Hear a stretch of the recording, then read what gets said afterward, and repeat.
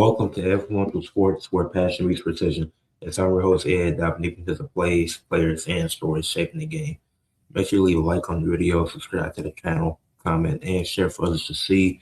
And this week, we're going to get uploads every day. So from Sunday to Saturday, whether it be a new video every day. Got 3 lives planned for this week, and you're going to get shorts every day, of course, and a few posts here and there. So make sure y'all stay tuned and are ready for that. So, yeah, videos every day this week. And let's get into it, talking about NXT Stand and Deliver. I'm going to start with the pre-show because this is one of my favorite things about NXT.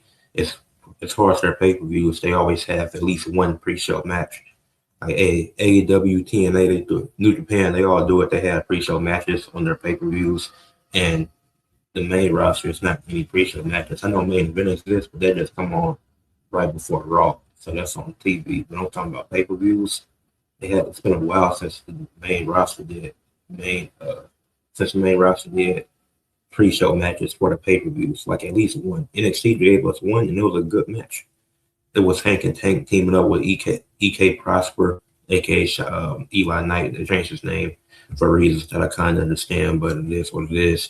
And then Shallow Hill and Brent Sinclair, the women's speed champion, they teamed up taking on Birthright, consisting of Lexis King, Charlie Dempsey, Stax, Uriah Connors, and Ariana Grace, the TNA Knockouts champ. So both of the women in the match are the only champions here. So it was nice to see them going at it. You got instant action out the gate, though. All 10 people that was going at it, throwing hands and whatnot. Then Connors, he had a really he had a dive. I forgot where, but his dive, I enjoyed that. Great teamwork by Charlie Dempsey and Lexis King. They worked really well together. I enjoyed what they were able to do throughout the match. Ren Sinclair, she had took down Ariana Grace and put her in the final wrench, trying to end the match early. And then it was Charlie who broke up the pin. Ironically, and Ren had this really cold look on her face. But that's so mean worthy. Like, I'm using that. I don't know when, but this gonna be in this video. So yeah, that's gonna be one of the images I use in this video. But Ren shocked us seeing Charlie break up the pin because the turn just came out of nowhere. At least to Ren did. For the fans seeing it, it was pretty obvious. But for Ren, it came out of nowhere after all that they had went through together after what had been transpiring in the past few weeks. So then she eventually got her hands on Charlie at one point in that match and hit like a suplex or something like that. So no, that was cool. Ren versus Charlie. So that was cool seeing that. EK, he looked good in the match. Eli Knight prospered. So they just, you know what? Y'all got it. That's cool. But Hank and Tank, they did like the sandwich thing to Charlie, and then Shallow hit his finishing move or whatever, and he pinned Charlie Dempsey. So Team Ren Sinclair got the win. I'm questioning this because I get they high on Shallow Hill. I get it. Like, he went far in the gauntlet match. He was part of the last 2, I think, 2 or 3. No, he's part of the last 2 because he got jumped by Vanity Project or whatnot. So I know that they high on Shallow Hill. He got the win on the pre-show. So it's cool. Hank and Tank, they was on Stand and Deliver last year, winning the tag titles. Now this year they're winning on the pre-show. I don't think Ren Sinclair made it at all. So this was her first Stand and Deliver, if I'm not mistaken. And of course, this is Eli Knight's first Stand and Deliver because he just got the NXT.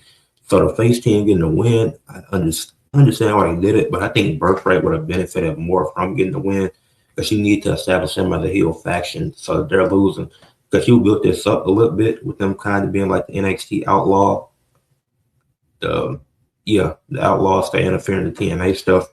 So you built that up a little bit, and it's like both they're still building chemistry as a team, but the other team is just randomly thrown together. Aside from Hank and Tank, who are actual tag team, Eli Knight, Shallow Hill, solo competitors. Ren Sinclair, she's a mix up of solo and tag with her and Kendall Gray, and obviously she got the speed title now, so she's in and out tag division, but she's not teamed with these guys before. She's usually teaming with Kendall Gray or Charlie Dempsey, somebody she's teamed with in the past that she was facing. So I feel like, and then you also got the world champ on the other team, and Ariana Grace being a TNA Knockouts champ. Even if Ariana Grace didn't get the pin, it's like how you could establish this faction more by having them go over and having the fans boo them. Like if Uriah Connors pinned Shallow Hill, I'm sure the crowd would have booed the hell out of him, which would have been good heat. So really good match, good pre-show match. I enjoyed it, but I think it would have been better if it ended with Birthright winning. But let's move on to the match of the year. JC Jane, Lola Vice, Kendall Gray, NXT Women's Championship. What a match! This was a really good match. Everything about this match was good. All the spots looked great. The way it started with JC Jane trash talking both of them because they mentioned it on commentary. JC Jane has beat both of them already. Now, was it a bit of controversy with interference or whatnot? Sure. But she still beat both of them. She still pinned them 1, 2, 3. So JC Jane bragging about that. Then Lola and Kendall teaming up on her to take her out. Then making a one-on-one early in the match. That was smart. JC's the heel. She's going to do the trash talk. Then you had the stuff with Laney Reed getting involved multiple times, specifically against Lola Vice. So maybe that'll be a match. Maybe that could be a one-on-one match. That'll be cool. Yeah, and then eventually it came down to Fatal Influence. After they got involved again, it was Rhea St. Clair who got involved. Obviously, she was out there for Kendall Gray, but she got involved even seeing, because if they can do that to Laney Reed, they can do the same. I mean, not to, if they can do that to Lola Vice, they can do the same thing to Kendall Gray and stop her from winning. So she saw that. She fought both of them off, and that's when JC got really confused and upset because Rhea's fighting him off, and it's 1-on-2. She's fighting off both of them, but you had interference, and then you had Rhea coming there and offset it when she did her move off the top rope, then fighting both of them off because they can't contain her. So that was a good way to have them interfere and then have them exit the match. So that way it's just down to all three women, every woman for themselves. One of my favorite spots is when JC Jane had Lola did the back fist, but she rolled out the ring. The momentum carried her out the ring. And then JC Jane went for the pin on Kendall Gray. And Lola Vice put Kendall Gray's foot on the rope because she had to reserve her chances of winning. So I have to get your foot on the rope so I can stay alive to win this match. I love that spot because I haven't seen that in a triple threat. It's probably happened before way in the past, but over the last few years, haven't seen that unless it was a team interfering that was out there to help them. But somebody in the match actually putting the opponent's foot on the rope, it's really smart to keep their chances alive of eventually winning the championship. JC James' double cannonball spot was cool. Like I said, Laney Reed, she got involved multiple times. That Lola save, the double submission spot was also really cool. I enjoyed that. I like that spot because then it's like, what happens if both women? Well, because what happens if one woman taps? And so it would have been confusing if it ended that way. But I think that, especially with what happened on NXT this past week, it was like it makes sense if they do a double submission spot in this match after what we just seen, with a match ending with a pin and a submission. So that spot, I like that spot. That was cool. Then after St. Clair did crossbody to Fatal Influence to take them out, had Shades of Grey to JC. Then that's when Lola she saved the match again. She had to keep saving the match, keep her chances alive. She was always down or outside the ring throughout the match. Well, not always, but she did have most of the saves in this match to keep the match up alive. So that was cool. And then you have the rolling encore to Kendall Gray, and then the back fist by Lola to JC. Then Lola pinned JC Jane 1, 2, 3. Lola Vice is your new NXT Women's Champion. This match was amazing. Kendall Gray, she's already one of the best in the ring in NXT. She might be the best at this point. I think Dave Meltzer says she can be the best woman and the best women's wrestler in the world.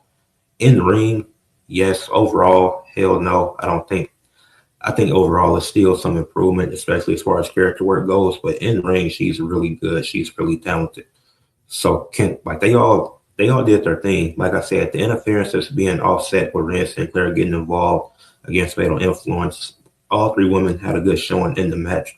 Like I said, JC Jane talking trash within the match. That was dope because she already beat both of them. So she should be talking trash or whatever. So I like that. The ending, like, it was some really cool spots in this match. It was nothing bad about this match. Like, I loved every part of it. Like, I could rewatch this match multiple times, probably before the month is over. So this is already the match of the year to me. I enjoyed it, and And it makes sense. It's like Lola Vice, first ever Cuban American champion in WWE, if I'm not mistaken. If not WWE, then NXT. But Lola Vice made history. Congratulations. I figured JC Jane was going to lose. Feel like it made the most sense. Whether Kendall Gray or Lola Vice won, it was like I could see why they're doing this. And JC Jane did take the pin, so maybe Kendall Gray could get a chance in the future and be the one to beat Lola Vice for the title. Maybe it's Ivy Dame. We'll see because they got some women in the division. I'm sure Kendall Gray, she'll do some other stuff. Her and Rand Sinclair, they'll do some tag team stuff together. She'll be in her corner. She fights for that speed title. But maybe they can run back Lola Vice and Kendall Gray because they did have a good match on NXT. So if they ran that back eventually at some point for the NXT Women's Championship, I'd be cool with it. I don't know how long this run is going to be for Lola Vice, but she's a double champ now. So congratulations to her. I'm not mad at this decision at all. I did think Kendall Gray was winning, but Lola Vice winning, that's not a bad choice. Out of her, Kalani and Jada Parker, and she the first one to win NXT Women's Championship. So good for her.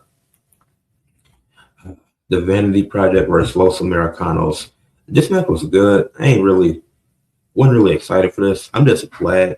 I'm just happy about the result. I was like, it's no, because it was two main roster matches. Well, two main roster, yeah, technically, because you had Gargano as well. So two main roster matches, kind of. So, but this was a good match.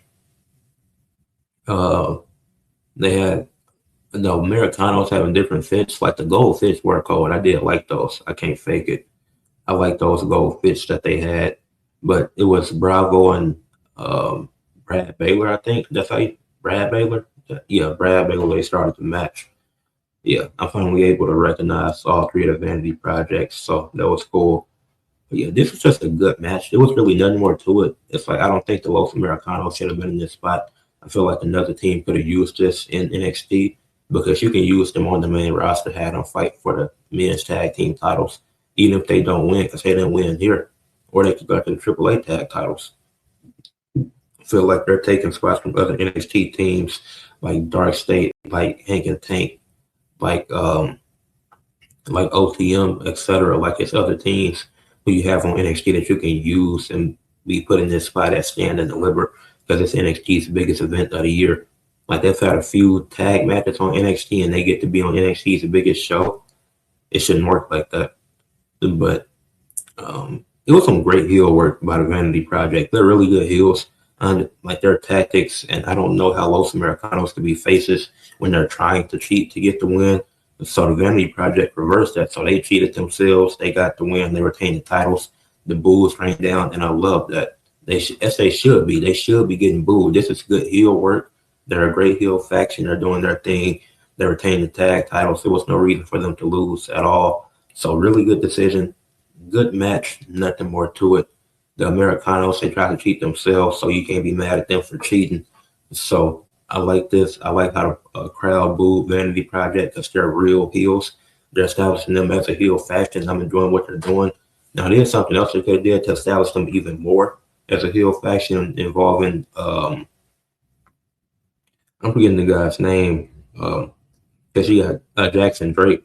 So I'm going to talk about him a bit later, why, what I mean with that. So, yeah, I'll get to that a bit later. But next match, man, this is something that I think a lot of people were looking forward to, myself included. Zarya versus Sol Ruka. Match start. Both of them had really cool outfits. Sol had like purple and blue. That was tough. Then Zarya, she had the all red. So I was rocking with both of the outfits. I like both of the outfits. Sol Ruka came in hot. She came in delivering a flying clothesline over the top rope. And that's how she started the match. They don't even ring yet. Sol Ruka was on timing because Zarya, she didn't cost her multiple chance, cost her the title. Now she aligned in promo. Sol Ruka was on timing. But Zarya, she was in control early. Sol Ruka went for a crossbody. Zarya reversed it, hit a fall-away slam. So that was cool. Sol Ruka, she rolled through for the double stomp. That was a decent spot. Zarya, she delivered a suplex, which Zarya, like, she looked really strong in this match, real powerful. Then it was a point where they were exchanging slaps, punches, elbows, whatever, just being exchanged between both of these women. They was going crazy. Then you had Sol Ruka drop Zarya over the top rope. And then Zarya, she had a super kick to reverse the Soul Snatcher. So Zarya was going for the, no, Soul was going for the Soul Snatcher. And Zarya, she had a super kick to prevent that first attempt. Because the Soul Snatcher was eventually hit multiple times. Yeah, Soul hit the Soul. I forget what it was a spot on the steel ramp. Oh, Soul did the Soul Snatcher on the steel ramp.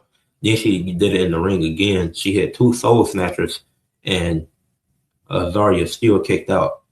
Look, I was like, then Soul Ruka, she did a spring. She was doing some springboard move, and she tried doing a springboard move and got speared. So I thought Zarya was going to win from there. But then she went for the F5. Zarya did. Soul Ruka got out of it. She was able to hit the Soul Snatcher once again for the third time, I think. Yeah, and Soul, she hit the X Factor first, then she hit the Soul Snatcher for the third time to win the match. And I'm like, I love Soul, but Zarya needed this win more. It's like Soul, now they did make Zarya look strong because it took Soul three Soul Snatchers to get the win. She usually wins with one, maybe two at most, but it took her three to take down Zarya. But I think Zarya would have benefited more because Soul, she's a former double champion, and she had a good reign as North American champ. So even if she lost and she still want to pursue the title, it's like it's just one loss, and she's had a decorated NXT run. It's like if uh it's tough. Like the match is really good. The story is there. It's one of the best stories this year in NXT. You get Mo Zarya, like I said, the last promo I didn't like, but pretty much leading up to it, I liked everything I saw. So one bad promo don't negate the whole feud. So it's been a really good feud. You had a good triple threat with them. Then you had a good one-on-one. I think this should be the end of it because if she hits three Soul Snatchers, it's proven, yeah, Zarya, she's still strong. She can still go after the title. But I felt like Soul could have been called up after this win or lose. I feel like she's worth the call up already. I don't think she needs the NXT Women's Championship. I know she got a match coming up with Izzy Dame, so that's gonna be a good match on NXT. I wonder what's gonna happen. Zarya could interfere, maybe her. I don't know. I just felt like Zarya would have benefited more from the win, and I really like Soul, but I don't think she needed this win. That's just me personally. Another match that I wasn't too fond of, Johnny Gargano versus Miles Bourne. I felt like Jackson Drake should have had this fight. If you wanted to get more heat on the Vanity Project, Jackson Drake don't got to win the match because this is Miles Bourne's first defense. But Jackson Drake getting this spotlight, like I said, the Vanity Project have been great heels. Like they're really proving themselves and they've been working hard from going to Evolve to NXT, doing this stuff with Blake Monroe, and that's been dope. So I feel like they really deserve to have all three of them be on the card. But nope, have Johnny Gargano get the match, try to bring back Johnny Wrestling, but it's just a one-off. It's not like he's gonna be on NXT permanently or anything. He's not gonna have an actual run. Like the match, the way it got started, it's cool with because they did like the collegiate wrestling, the real wrestling people call it. They did that style to start off with the grappling, the early ground action. So I was like, this is dope. Gargano with the arm drag to get a little bit of momentum to get himself back into the match. And then Gargano, before the arm drag, he faked like he was asleep again, and then he baited Miles Bourne into the arm drag. So that was actually really dope. I did enjoy that spot. You had Candice LeRae she had to give Johnny a mid-match hug after he was gaining some momentum, keep applying pressure. Then Miles Bourne, he drove Gargano into the ring post. First, he drove him to the announce table, then into the ring post. He had like he F5'd him into like the ring post or something similar to that. So Bourne did go shoulder first to the ring post eventually, and then Gargano he delivered another arm drag and a power bomb, but that wasn't enough to keep Miles Bourne down. So they kept going back and forth. It was like a 50-50 match, but eventually Miles Bourne towards the end he was able to get the win, and he retained the title, his first defense. Like I said, I think Jackson Drake earned to be on this card. It's like these people gonna disagree. It's main roster talent. They've been putting in the work. They talent this and that. Like I care about what's happening in present day. You should earn your way onto this card. Johnny Gargano was living off of being a North American champion years ago, before the pandemic. Like Jackson Drake, the other tag teams. I feel like if you would have put Hank and Tank on the card again to take on Vanity Project, I would have been cool with that because they've still been working hard in the tag division. The Cullen, I forgot to mention them. The Cullen could have had a spot on this card in that tag match as well. So what's other NXT talents that have more than earned a spot and right to be on this card should have been. They weren't, which is unfortunate. But after this match though, Dion Lennox attacks Miles Bourne. Interesting. And then Saquon Sugar, she was like, "We supposed to be a group. You ain't tell none of us she was doing this." So it seems like it's a bit of divide within the dark state. So we're gonna see what happens on Tuesday. So I'm interested to see how that goes. But a little bit of divide. Okay. But yeah, like I said, it's other guys who could have earned their way onto the card. Maybe you could have went with Dion Lennox. Maybe he would have won the gauntlet match and faced Miles Bourne, still lost. Would have been whatever. But yeah, I don't like when it's main. Like you don't have main roster talent on NXT, cool, but Adam actually earned it. Like Johnny Gargano got pushed into a pin in the gauntlet match. He didn't even wrestle. But moving on to the women's North American title match, this was a good match. This feud has been really fun. I've enjoyed it.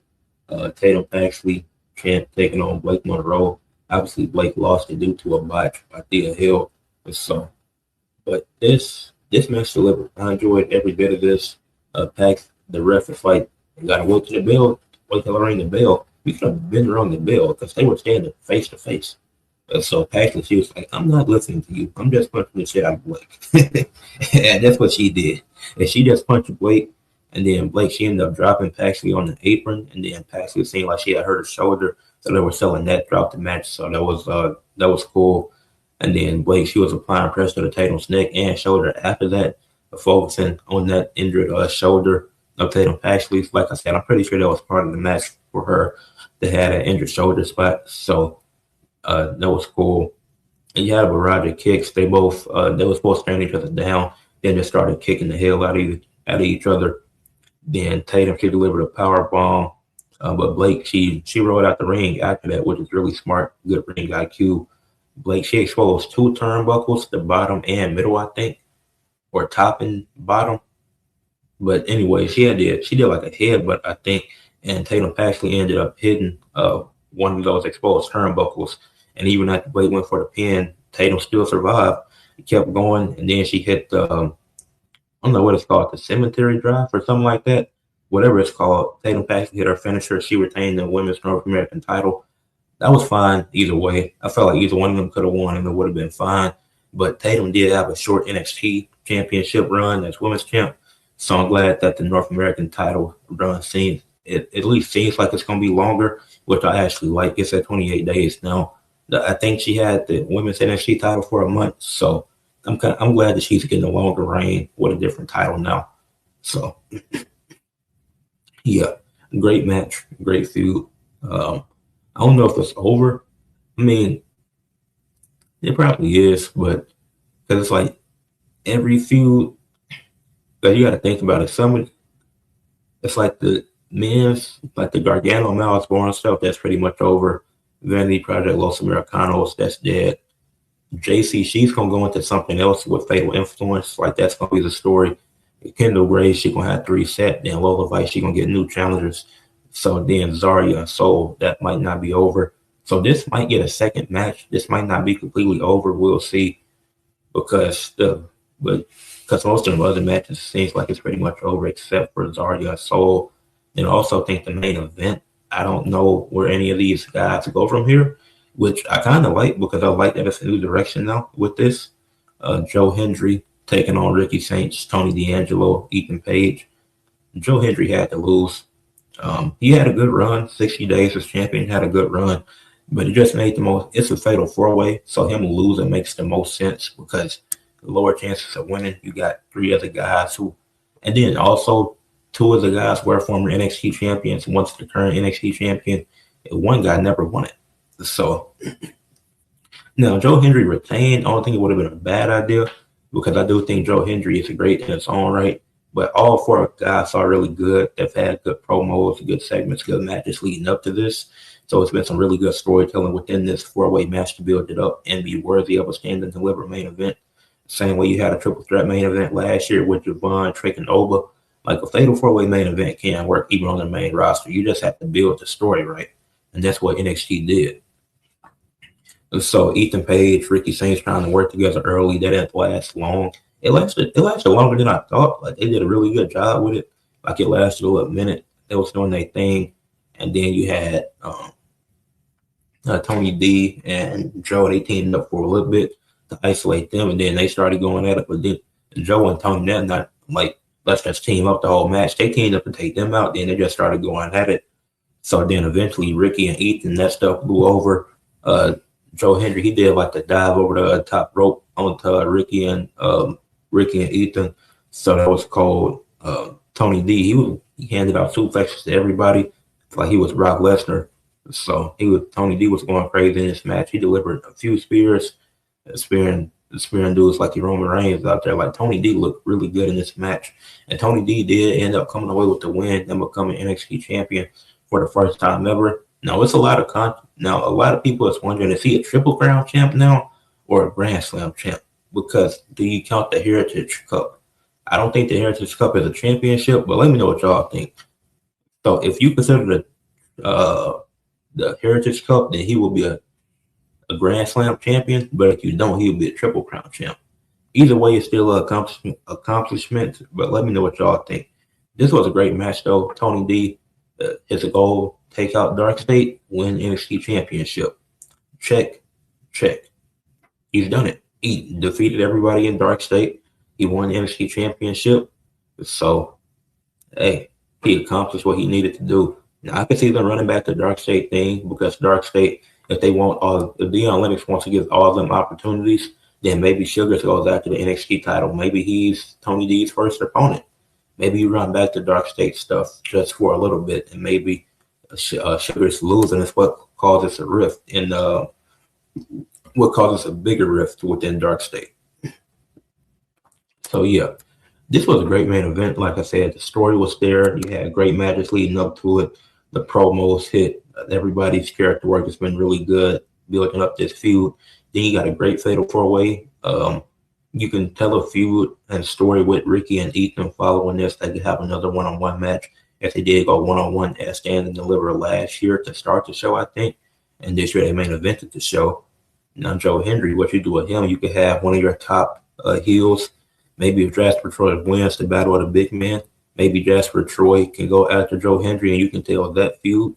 Because if you want to establish one of them big men, whoever, if Keanu Carver, Jasper Troy, or Josh Briggs, if one of them wins, maybe they go up against Joe Hendry, a former champion. That'd be a good win for Josh Briggs. I don't like Josh Briggs, but it could work. But with that being said, I give NXT a 9 out of 10.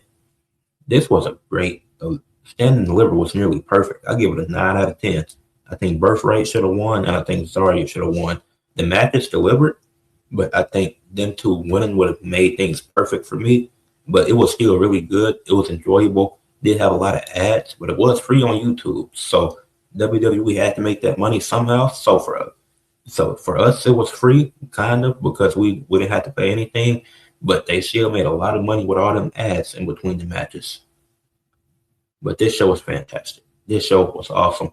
Whatever you want to call it. Almost perfect. It was so close to being perfect. Leave a like, comment, subscribe, share. And like I said, new upload, new video every day this week. Happy Easter.